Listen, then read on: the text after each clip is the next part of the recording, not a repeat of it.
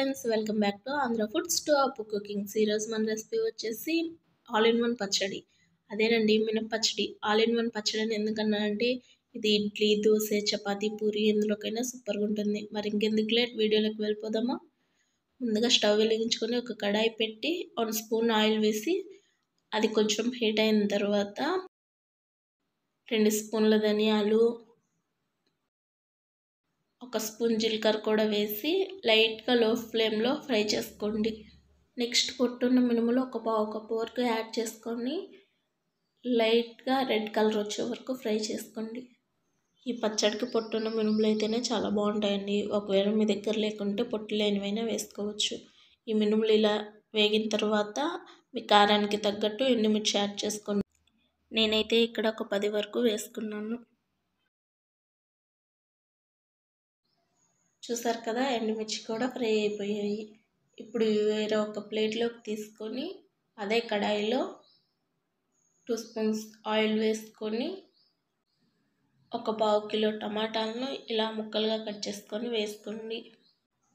టమాటాలోనే ఒక 10 వెల్లుల్లి రెబ్బలు కూడా వేసుకొని టమాటాలు బాగా మగ్గే వరకు ఫ్రై చేసుకోండి.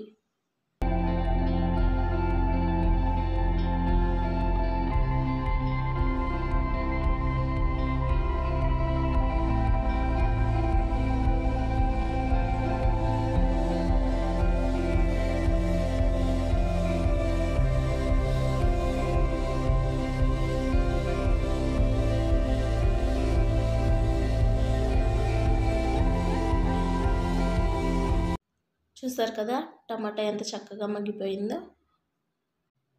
నెక్స్ట్ ఒక మిక్సీ జార్ తీసుకొని మనం ముందుగా ఫ్రై చేసి పెట్టుకున్న ఎండుమిర్చి, మినపప్పు అన్నీ మిక్సీ జార్లో వేసేసుకోండి. అందులోనే మీ రుచికి తగ్గట్టు సాల్ట్, ఒక నిమ్మకాయ సైజ్ అంత చింతపండు కూడా వేసి మరీ అంత మెత్తగా కాకుండా ఒక రకంగా మిక్సీ చేసుకోండి. ఇక్కడ నేను వీడియోలో చూపిస్తున్నట్లుగా ఇలా మిక్సీ చేసుకున్న తర్వాత మనం ఫ్రై చేసి పెట్టుకున్న టమాటోస్ కూడా వేసి మరొకసారి మిక్సీ పట్టుకోండి.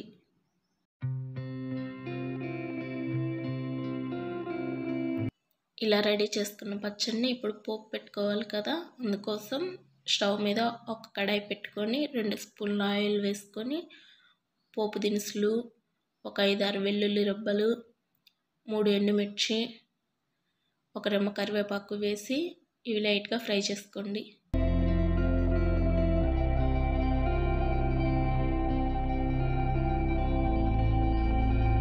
ఇవి ఇలా లైట్గా ఫ్రై అయిన తర్వాత ఒక చిటికెడు ఇంగువ కూడా వేసుకోండి.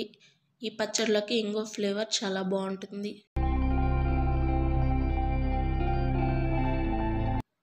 మనం ముందుగా రెడీ చేసుకున్న పచ్చడిని కూడా ఈ పోపులో వేసి 1 నిమిషం ఫ్రై చేసుకోండి.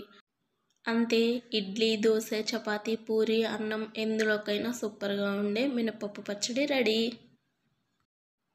ఇలాంటి మరెన్నో రెసిపీస్ కోసం మన ఛానల్ని సబ్స్క్రైబ్ చేసుకోండి ఫ్రెండ్స్. మీకు కనుక నా వీడియోస్ నచ్చితే లైక్ చేసి, షేర్ చేసి, సబ్స్క్రైబ్ చేసుకోవటం మర్చిపోకండి.